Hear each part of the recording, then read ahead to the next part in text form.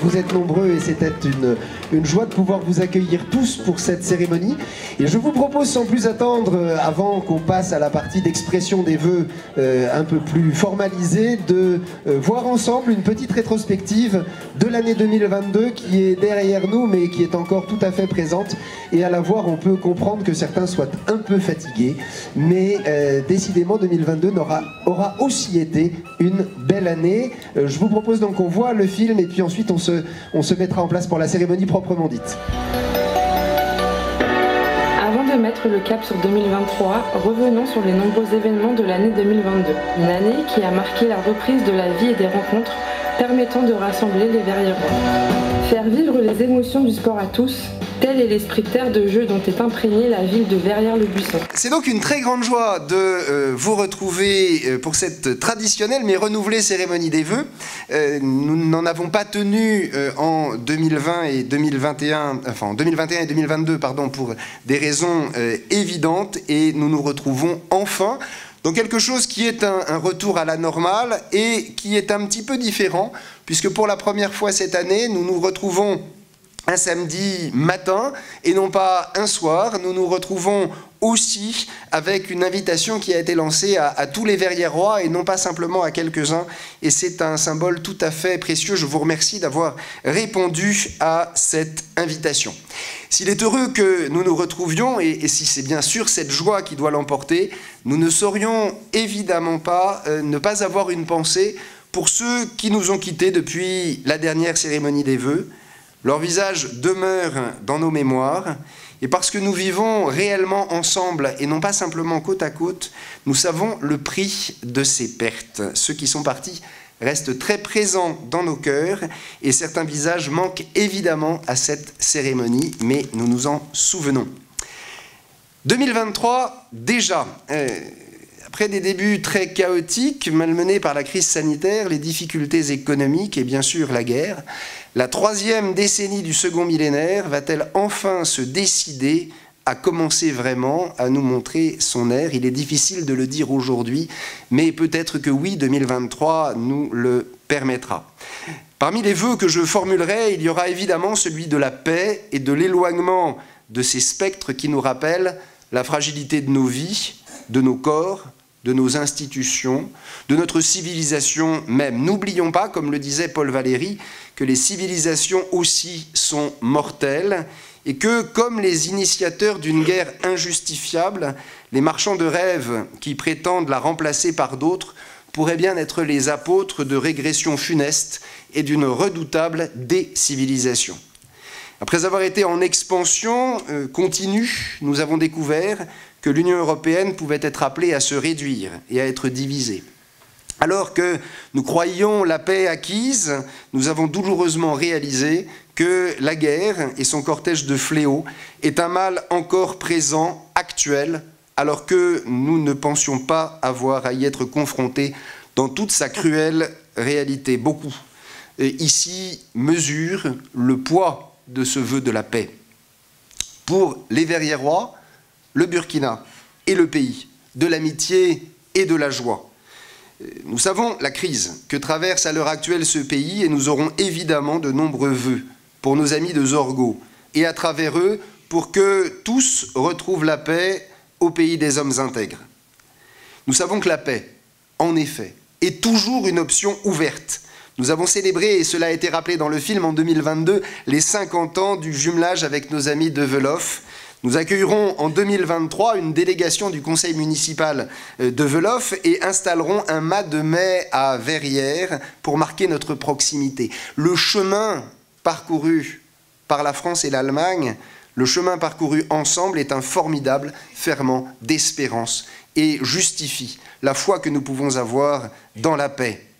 J'ai également bien sûr une pensée pour nos amis de Swanley. Les comités de jumelage avaient des échanges ce matin à distance. Nous avons là aussi une belle occasion de souligner que si les logiques politiques divergent parfois, les individus ont toujours la possibilité d'entretenir les ponts.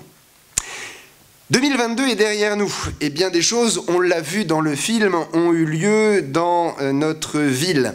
De ces événements, je veux en retenir la volonté de servir les Verrières-Rois qui s'est manifestée, de servir les Verrières-Rois et de servir des Verrières-Rois. Au-delà des événements, évidemment, la première de ces volontés sur laquelle je veux insister avec vous, c'est bien sûr celle des agents de la ville qui ont tenu bon la barre du service public. Je tiens à les remercier, à leur redire avec beaucoup de force mon admiration et ma reconnaissance, et je vous remercie de bien vouloir les applaudir. C'est essentiel de se le rappeler à votre service, pour vous, vos enfants, vos aînés, chers Verrières-Rois, que s'illustre chaque jour le sens de leurs actions. Certains agents ont quitté notre collectivité pour la retraite ou d'autres aventures. Certains l'ont rejoint pour s'y mettre au service et y trouver un cadre d'épanouissement professionnel et humain. N'oublions jamais, lorsque nous les croisons, combien les agents de la commune, par l'engagement de leur vie, sont essentiels au bon fonctionnement de la collectivité. Je veux aussi bien sûr souligner la volonté d'avancer malgré la conjoncture portée par les élus. Tant de travaux, d'échanges, de réunions pour déterminer quelles sont les meilleures directions à suivre, quels équilibres devront être recherchés.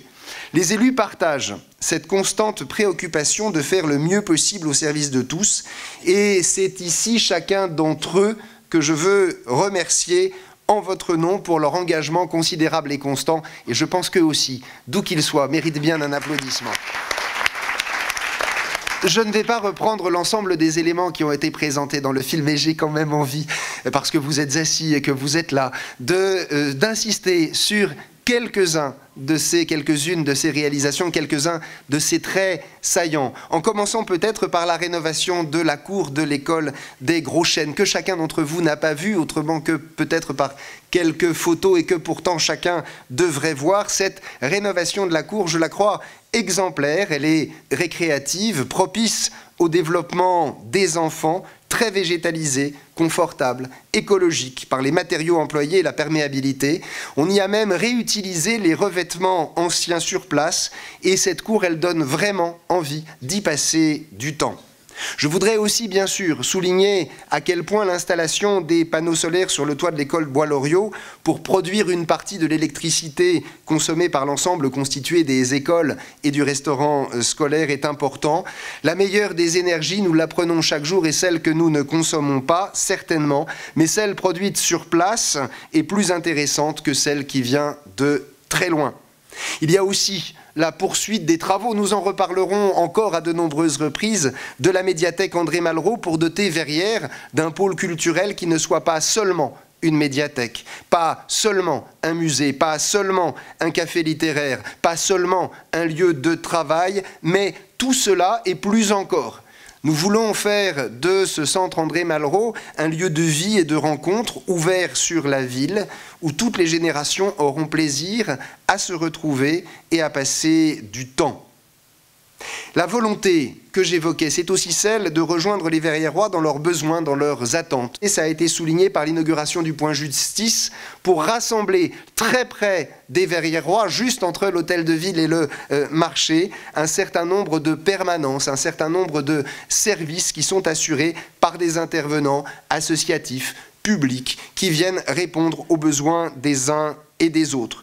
Dans un autre registre, répondre aux besoins et aux attentes, c'est la pérennisation de Verrières été grandeur nature, dont vous avez vu des images pour proposer sur place des activités, particulièrement en juillet, ouvertes à toute la famille. Répondre aux attentes, c'est aussi le déploiement de la vidéoprotection. À l'évidence, on observe une recrudescence des cambriolages dans toute l'Île-de-France. La vidéoprotection était nécessaire à Verrières aussi. Nous la déployons progressivement, tout en sachant bien que cela ne fait pas tout et ce ne sont pas ces messieurs de la police qui me contrediront. La sécurité est l'affaire de tous.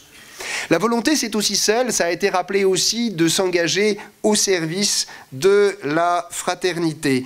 Et de ce point de vue, oui, des trésors d'énergie ont été déployés dans la ville. Déployés par les présidents d'associations, il y en a un certain nombre parmi nous aujourd'hui pour que la reprise des activités soit une réussite. Vous savez l'importance de la vie associative à Verrières et l'importance de l'engagement au service de la vie associative par le prêt de matériel, la mise à disposition de locaux, l'accompagnement financier aussi lorsqu'il est possible. Oui, Verrières est une ville solidaire et une ville fraternelle. Et les Verriérois ont su le prouver au moment de l'accueil des quelques familles ukrainiennes qui nous ont rejoints, au moment de l'accueil d'autres familles qui nous ont rejoints aussi, en le faisant comme un engagement au long cours, un engagement qui porte déjà des fruits tout à fait précieux, et nous le voyons notamment dans les enfants qui sont accueillis. Le CCAS et les Verriérois continuent au quotidien leurs actions. Oui, une ville solidaire, et de ce point de vue, comme dans beaucoup d'autres endroits, l'accueil très chaleureux réservé aux opérations d'Octobre Rose est important. Je ne résiste pas à la nécessité de vous rappeler que si l'appel au dépistage avec ces manifestations sympathiques doit être entendu, il est important que le message soit transformé en action. La qualité de l'accompagnement est une volonté constante que nous essayons d'incarner. De l'accompagnement des plus faibles, de l'accompagnement de tous ceux qui en ont besoin en raison de l'âge ou de la maladie. Et c'est un point sur lequel les services de la collectivité ont été extrêmement engagés, même s'ils ne se voient pas toujours à proportion de ce qui est fait. C'était 2022, c'était avant aussi, cela sera encore. Mais que nous réserve 2023, à vrai dire, n'étant pas doté d'une boule de cristal ou d'un miroir magique, j'aurais bien du mal à le prédire. Mais il y a quand même quelques points que nous pouvons partager.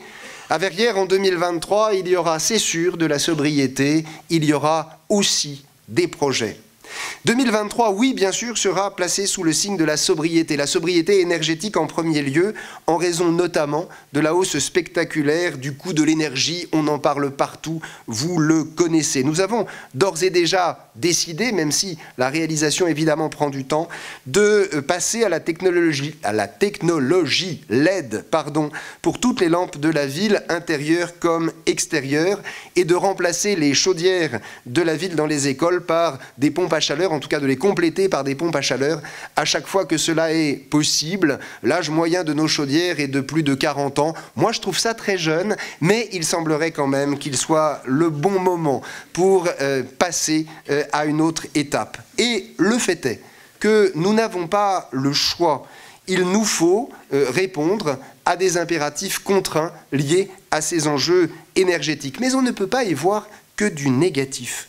Il était indispensable de changer en profondeur notre rapport à l'énergie, notre dépendance aux énergies fossiles, nos comportements hérités d'une époque à laquelle l'abondance semblait promise à jamais. Nous nous engageons désormais pleinement, poussés par la nécessité, certes, mais avec sérénité, conviction et détermination sur cette voie de la sobriété énergétique.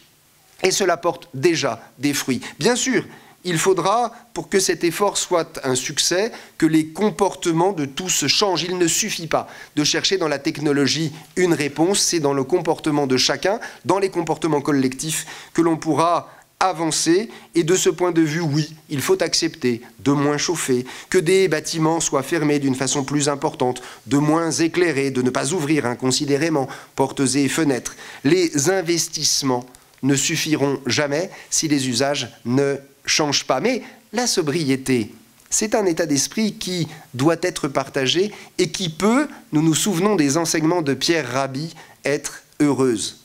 Il ne s'agit pas de renoncer à tout confort, mais d'en mesurer le prix et de mettre des bornes à nos appétits. Beaucoup aspirent en réalité profondément à une certaine forme de simplicité retrouvée qui va très bien avec plus de sobriété. Le vœu de la simplicité mérite, je le crois, d'être échangé aujourd'hui. Puissions-nous, en 2023, savourer apprécier avec simplicité ce que nous rencontrons, retrouver aussi la faculté d'émerveillement que notre société parfois étouffe un peu. Verrières est très propice à cet émerveillement.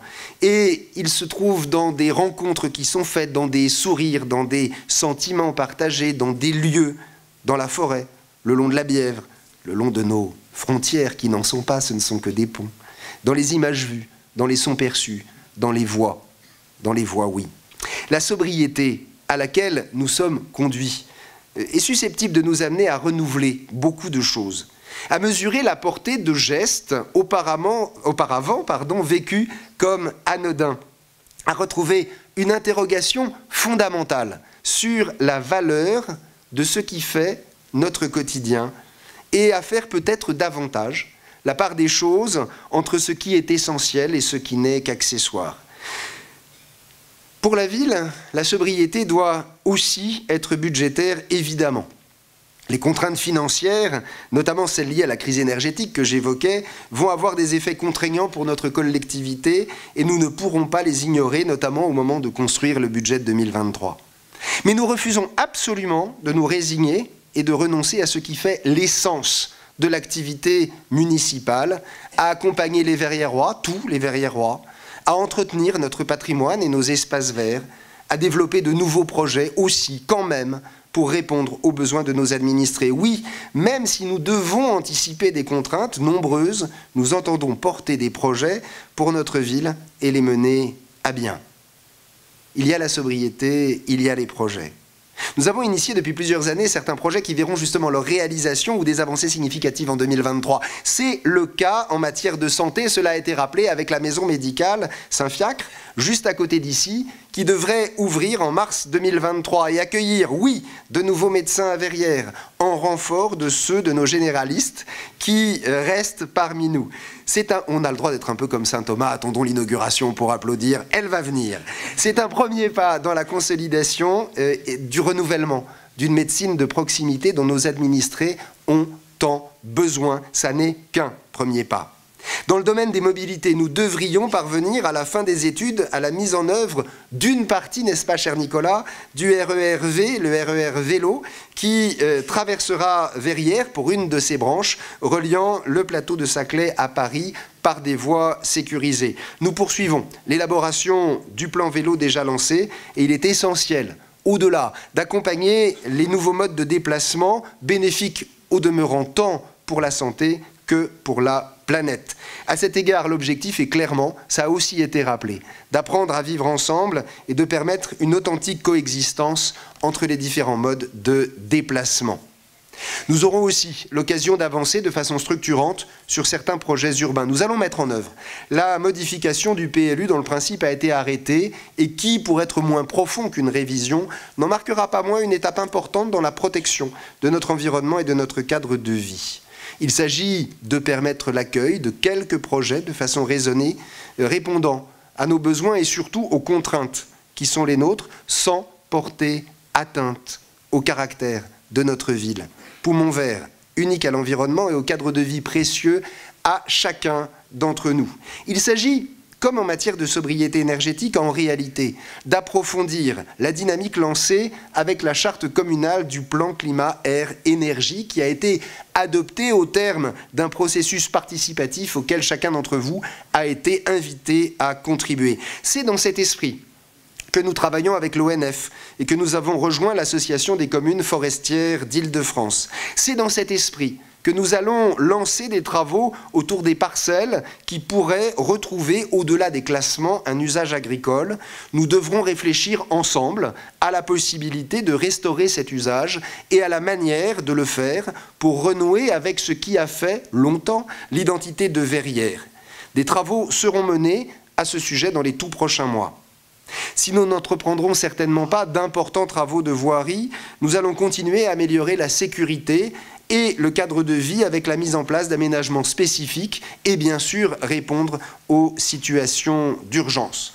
Dans le domaine de la culture, si brutalement touchée par les crises qui se sont succédées, notre engagement aussi doit être très fort. Dans les murs, bien sûr, avec les travaux de la médiathèque André Malraux, qui en sont le symbole, ils ont été rappelés. Après avoir vu la troublante beauté d'une silhouette épurée, nous allons en 2023 voir les vides se combler. L'extension se dresser peu à peu, le visage du futur émerger, semblable en bien des traits à celui du passé, profondément renouvelé pourtant, et complétant ce qui est conservé par une création remarquable et très contemporaine, fonctionnelle et lumineuse, se dressaient les nouvelles salles.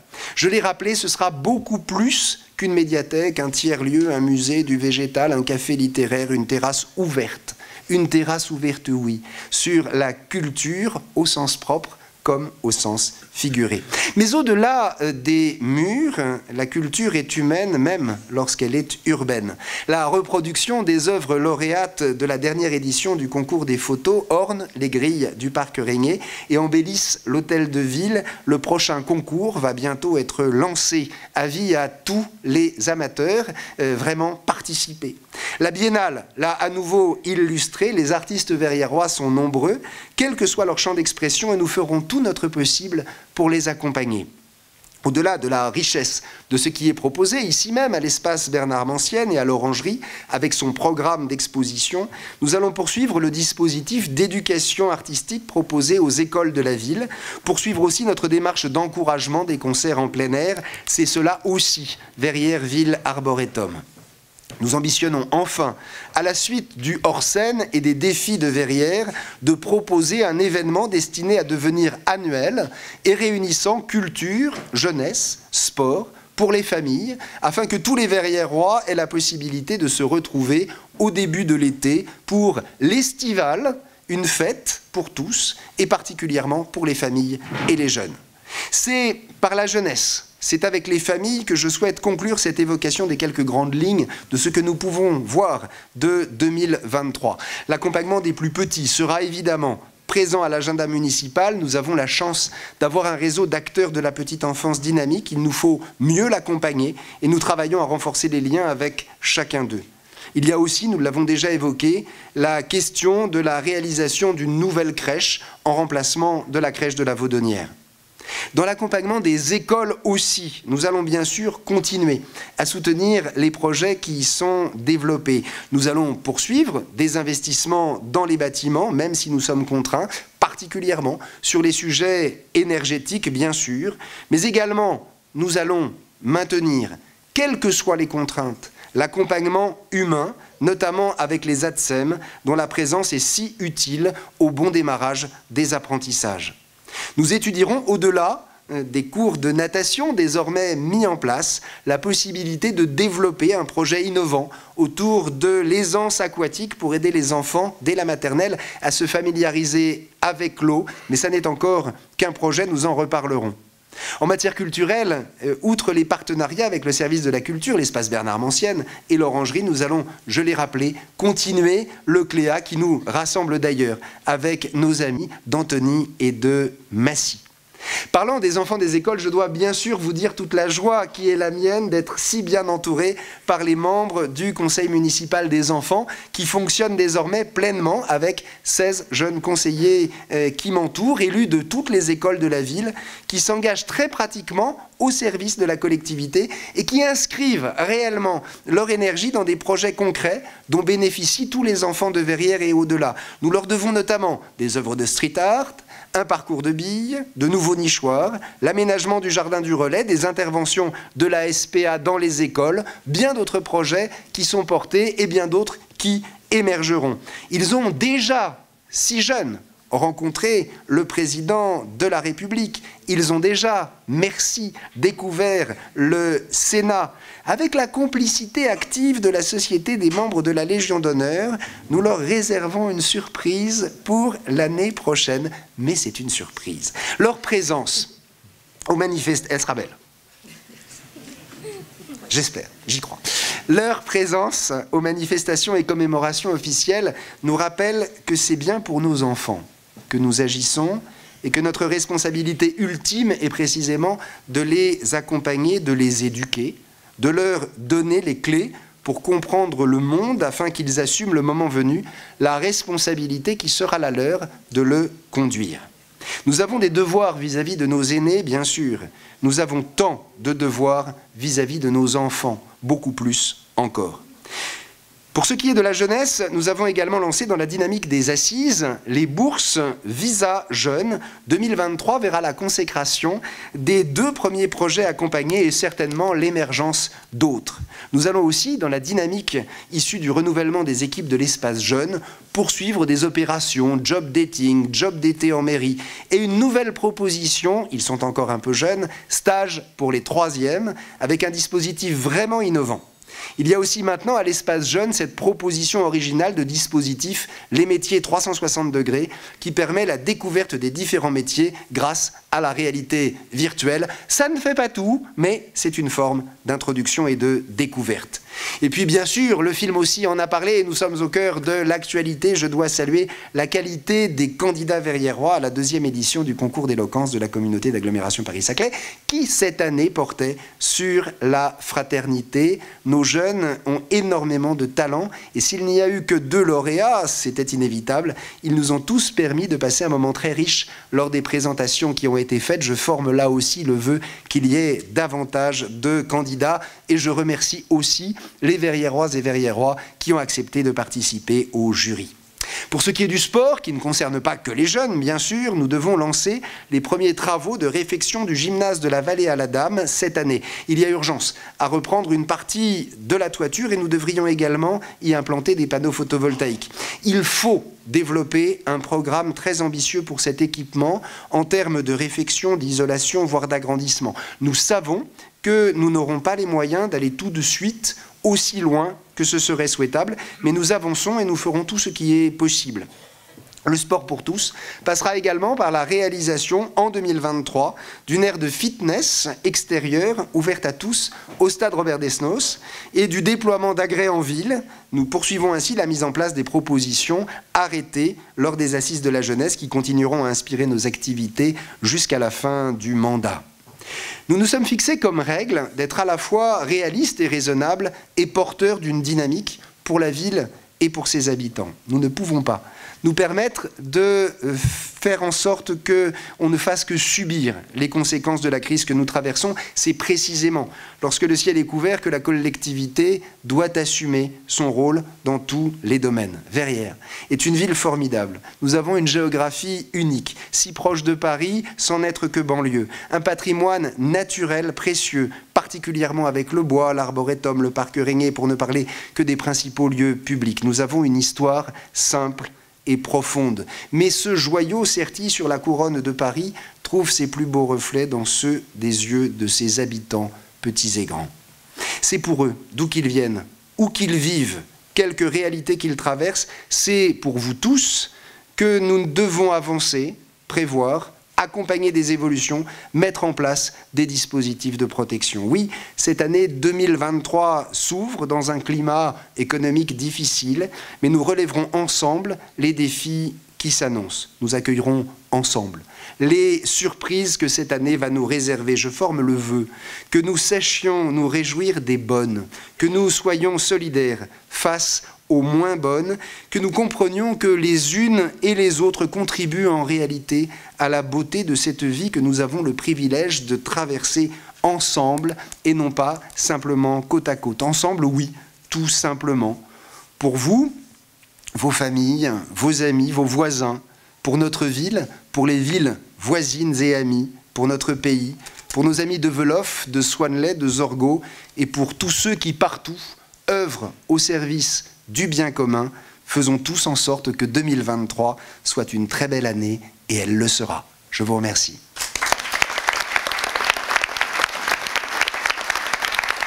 Et il y a une très belle tradition qui existe depuis fort longtemps, qui avait été initiée par Bernard, si je ne m'abuse, de la remise des médailles de verrières à un certain nombre de verriérois. Alors, ça n'est pas la Légion d'honneur, ça n'est pas un point final, ça n'est pas une oraison quelle qu'elle soit, c'est juste un rendez-vous extrêmement sympathique pour souligner que certains parmi nous se sont particulièrement particulièrement engagés. Engagés dans leur métier, engagés dans le service rendu, engagés dans des activités, et que collectivement, il nous est apparu souhaitable de mettre en avant cette singularité.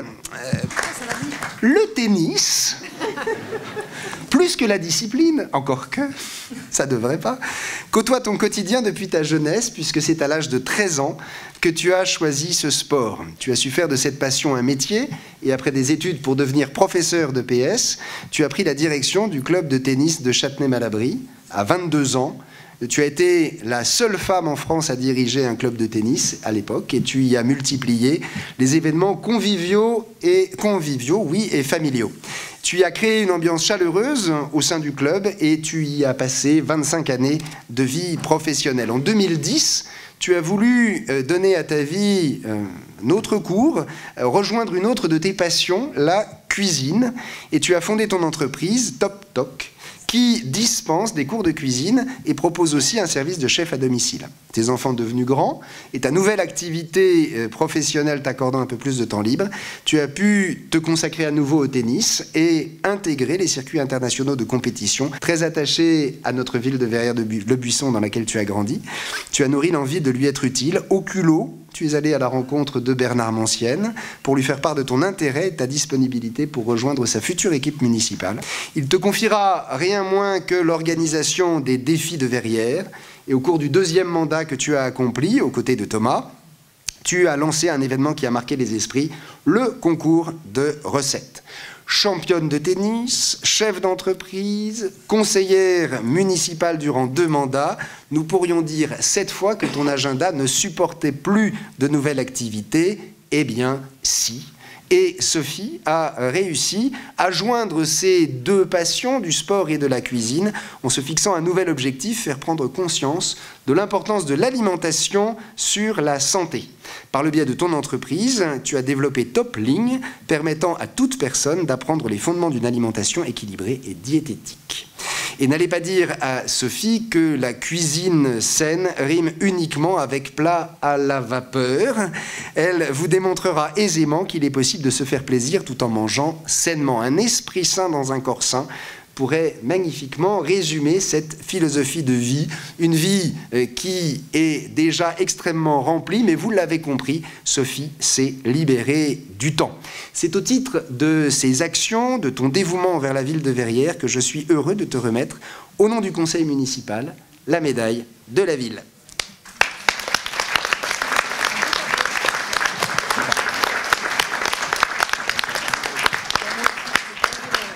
Sur Internet, cela se vérifie, il est écrit « Tu sais que tu viens de Verrières-le-Buisson quand tu as déjà fait gonfler les pneus de ton vélo chez Clévédé. » Cher Alain, c'est ça, être une institution. Cette médaille de la ville vient distinguer plus de 40 années de service. Nous sommes beaucoup à avoir grandi avec des vélos venant de chez toi. Les gitanes ne sont pas que des cigarettes. Il se dit que ta passion pour le vélo a été jusqu'à parfois envahir votre logement. Le domicile familial est ainsi devenu une annexe de l'atelier. Les passions sont ainsi dévorantes. Cette passion ne cessera pas de t'animer jusqu'en 2021, année où tu décides de passer la main à un jeune entrepreneur chez lequel tu as discerné ce même amour pour le vélo. Relais passé, transmission réussie, nos vœux de succès l'accompagnent. Désormais, tu partages ta vie entre Verrières-le-Buisson et la Corse. Verriérois de souche qui jusque-là n'acceptait de quitter sa ville que pour les vacances, cette décision représente un grand pas qui te comble de joie, me suis-je laissé dire. Un pied en Corse, certes, mais un autre toujours à Verrières. Grand amateur de musique, et notamment de musique classique, qui t'a toujours accompagné, notamment dans ton travail au magasin. Tu es aussi un passionné d'art, et plus particulièrement de peinture. Le musée d'Orsay ou la Fondation Vuitton sont des lieux culturels que tu fréquentes régulièrement. Mais tu n'es pas seulement spectateur, tu t'adonnes à la peinture, et je ne doute pas qu'avec les paysages t'entourant, ici ou sur l'île de Beauté, tu sauras trouver l'inspiration pour de prochaines œuvres. Magali Libong a déjà pris des contacts pour organiser une exposition. En attendant de retrouver tes pinceaux, au nom de l'équipe municipale, je suis heureux de te remettre la médaille de la ville. Celle-ci vient souligner et récompenser la contribution que tu as apportée à notre commune de Verrières-le-Buisson. Et je tiens à dire aussi que je dois te remercier de la part des médecins, des traumatologues, de l'hôpital, pour tous ces accidents qui ont été évités grâce à toi. Félicitations.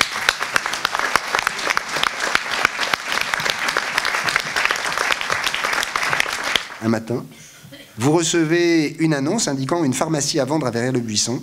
Votre époux vous conseille d'aller voir, peut-être plus pour lui faire plaisir que par réelle conviction, vous vous rendez à l'adresse indiquée. Et là, vous tombez immédiatement amoureuse de la ville et de son cadre de vie. Vous achetez la pharmacie et en 1994, vous vous installez derrière le comptoir de votre nouvelle officine verriéroise. Nouvelle vie, nouvelle population, mais une motivation identique, celle de prendre soin de la santé de vos clients. Vous savez porter une attention particulière à chaque personne entrant dans votre pharmacie, quelque chose de tellement apprécié par les Verriérois qu'ils ne viennent pas chez vous uniquement pour des médicaments. Vous prenez votre rôle très à cœur et vous n'hésitez pas, me dit-on, à appeler les médecins lorsque vous avez un doute sur la posologie indiquée sur une ordonnance. Une personne ne peut pas se déplacer pour venir récupérer ses médicaments, qu'à ça ne tienne. Vous assurez la livraison, vous et votre factotum. Il semblerait que Verrières soit probablement la seule ville du monde à voir les médicaments livrés par un diplomate. Mais c'est ainsi à Verrières, on ne fait pas les choses comme ailleurs. Félicitations, merci beaucoup.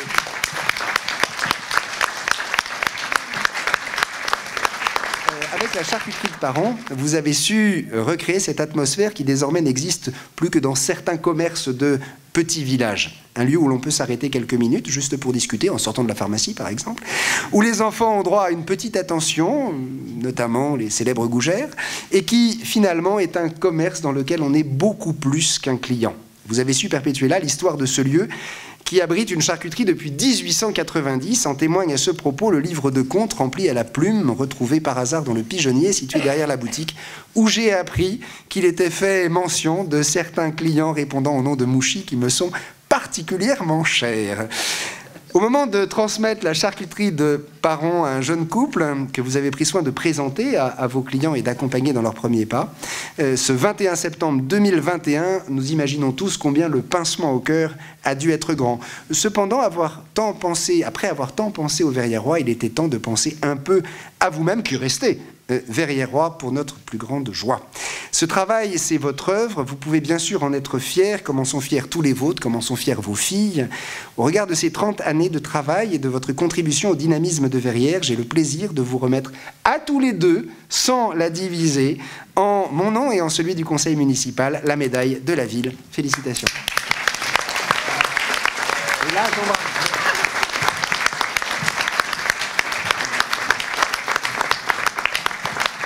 cher Jean-Claude, depuis 10 ans, tu es un membre actif du club ABC qui est venu en force aujourd'hui, je veux bien les entendre. Ne comptant pas ses heures pour en assurer le bon fonctionnement. Pourtant, au départ, rien ne te prédestinait à devenir un jour président d'association. Après des études d'ingénieur, tu entames une carrière professionnelle dans le secteur de la sécurité routière. Alain n'a qu'à bien se tenir. 17 ans en administration centrale, puis 13 années en entreprise. Tes postes imposent bien souvent de longues journées, au sein desquelles il est impossible de s'accorder un temps de loisir. Après 30 années passées au service des autres, tu as fondé ta propre entreprise. Si ton quotidien professionnel se trouve impacté par ce choix, ta vie entière l'est également. En effet, tes bureaux se situant désormais à Fresnes, tes journées retrouvent un rythme raisonnable. Ceci te laisse ainsi l'opportunité de t'impliquer dans la vie sociale. Le club ABC cherche des bénévoles, il en cherche toujours. Tu les rejoins, ainsi débute ton histoire au sein de cette structure.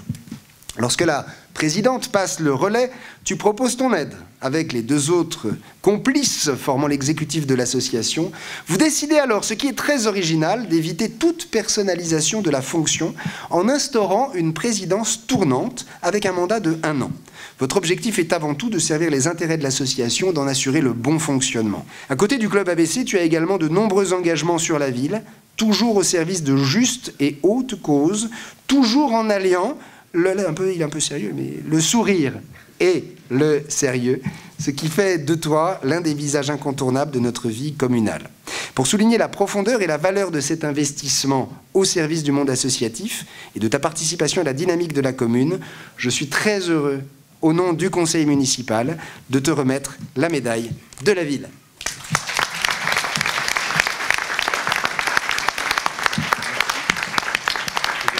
Merci d'avoir été là, merci d'être là, merci de rester là, merci pour hier, pour aujourd'hui, mais surtout pour demain, à ceux qui sont sur la tribune, à vous qui êtes dans la salle. Et je pense que nous allons pérenniser cette formule de vœux ouverts à tous, avec chacun d'entre vous.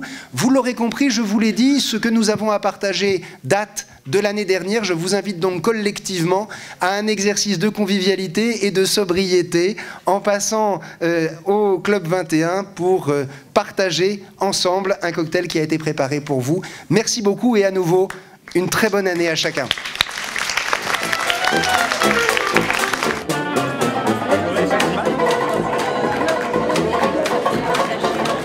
J'ai trouvé ça moi extrêmement sympathique. C'était la première fois, mais réellement, je reviendrai. Oui, puis nous aussi c'était la première fois. Mais c'est vrai qu'on a appris beaucoup de choses sur tout ce qui s'est fait et ce qui va se faire. Toutes les personnes. Ça montre quand même, c'est vrai, toute une unité de personnes qui font beaucoup. Voilà. Je ne m'intéressais pas jusqu'à présent aux projets municipaux et le maire m'a donné envie de m'y intéresser des enfants. Très recherché, on a appris beaucoup de choses qui se passent dans la ville. Il y a certaines choses que je sais et il y a d'autres choses que je ne savais pas. C'est enrichissant. C'était impressionnant, c'était aussi c'était émouvant parce qu'il y avait quand même beaucoup de gens. Donc au début quand même c'était aussi un peu stressant parce que on ne savait pas trop ce qui nous attendait, comment ça allait se passer sur la scène.